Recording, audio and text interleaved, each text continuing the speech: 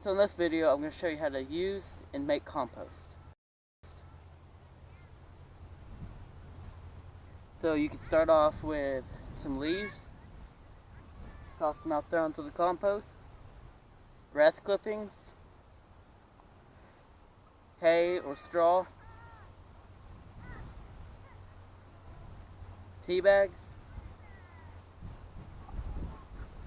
coffee grounds.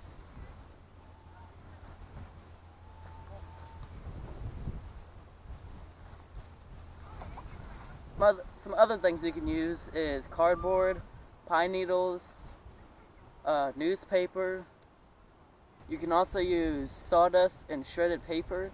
The shredded paper, you want to make sure you don't want to put any colored ink in it, or if it's and you don't want to use it if it feels slick. Same with newspaper, you want to use black ink, and you don't want the paper to be slick. So you don't want to put anything in your compost that is like bread or grainy stuff. You don't want to put any cooking oil or anything that's oily. And dead animals or meat, any animal that eats meat, you don't want to use its manure or plastic, stuff like that. If you're just starting a compost, you want to do a 3x5, and then you want to poke holes in it with a stick so air can get into it, because the compost needs is nitrogen, carbon, water, and air. So that's why you poke the holes in the compost. Composting is just a way to recycle waste in your kitchen or yard. You always want to bury your stuff that you throw in it, because it will attract animals and flies and bugs. I had a problem because I added some kitchen scraps into the compost and I didn't bury it deep enough, so we had an animal come out here and drag it out. Compost helps your plants grow and look better. So if you're wanting to do a big garden and you want people to come in and you want it to look good, you want to do compost so your plants are big and they're green. Depending on how much yard waste you put in and how much time you invest is how much compost and how fast it will compost. The composting season lasts about as long as gardening season does, but sometimes it will go a little later or start a little earlier. Your goal when doing a compost is getting it very, very hot, because hotter it is, faster it composts too. If you want to know where I got the information from, just go to the descriptions and I'll put it there.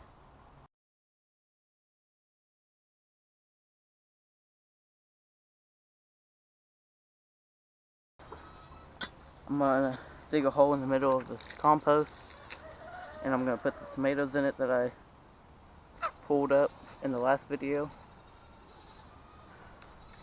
and then bury it in there.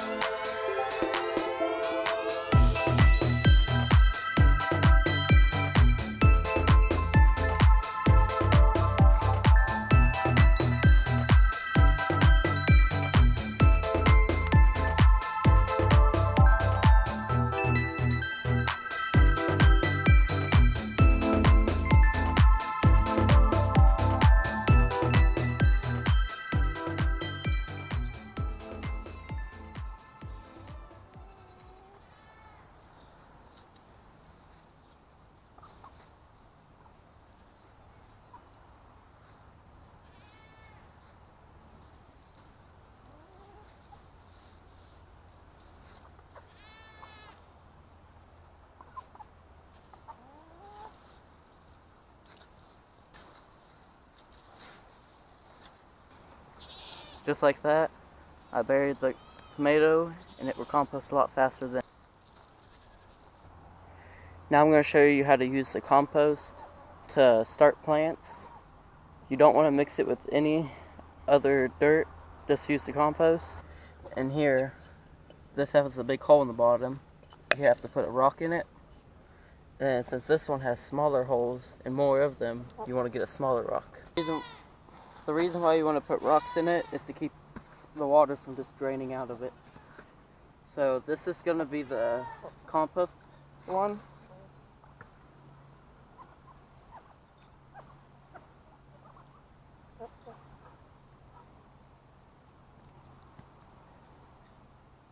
You don't want to tack it down in there.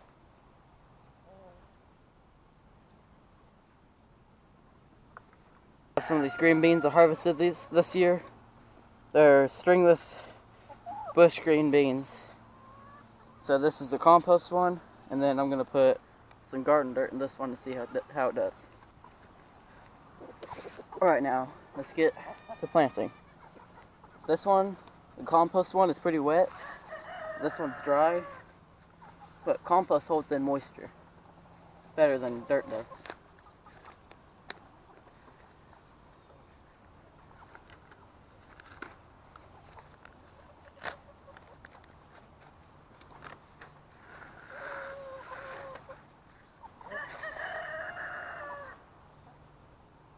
So I'm going to put 2 beans in each one.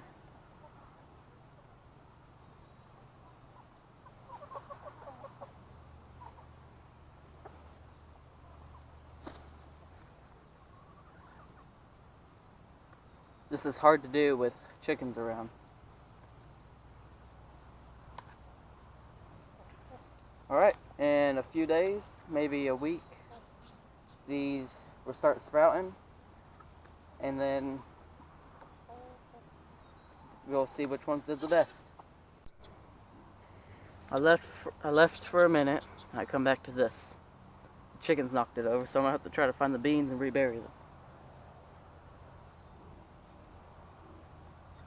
The beans are purplish. They might be in here. So they should be pretty easy to find. The chickens ate the beans, so I'm going to have to plant some more.